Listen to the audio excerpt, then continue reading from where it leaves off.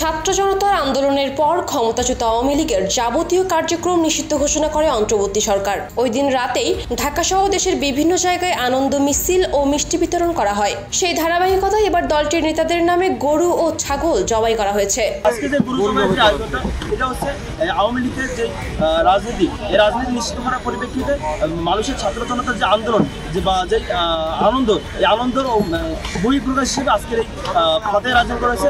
আওয়ামী লীগের ফতেহের আয়োজন করা হয়েছে, গ্রাম বাংলা যেটাকে বলা হয় ফতেহ, মারা গেলে যে আয়োজনটা করা হয়। যেহেতু আওয়ামী লীগ একটা নিষিদ্ধ সংগঠন, একটা মৃত সংগঠন, তাদের ফতেহ হিসেবে আনুষ্ঠানিক প্রাথমিক পর্যায়ে আজকে আমাদের এই দুটি গরু এবং একটি খাসির জবাই দেওয়া হয়েছে। সোমবার দুপুরে রাজধানীর শাহবাগে দুটি গরু ও একটি ছাগল জবাই করা হয়েছে।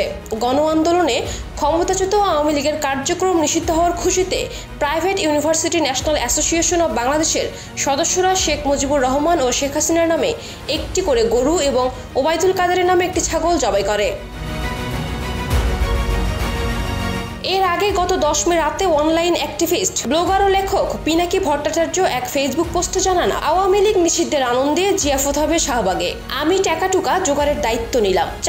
চাকভুং মিউজিকের সঙ্গে ডান্স মারা লাগবে, এইটাই কন্ডিশন। এরপর আজ দুপুরে আরেক পোস্টে তিনি জানান, আজকের আয়োজনে সবার দাওয়াত, খাওয়া দাওয়া হবে ভরপুর। এদিকে আওয়ামী লীগের রাজনীতি নিষিদ্ধ হওয়ায় নিজের গোয়ালের গরু জবাই করে এলাকাবাসীকে বিরিয়ানি খাইয়েছে নেত্রকোনার ইসলামী বক্তা রফিকুল ইসলাম মাদানী।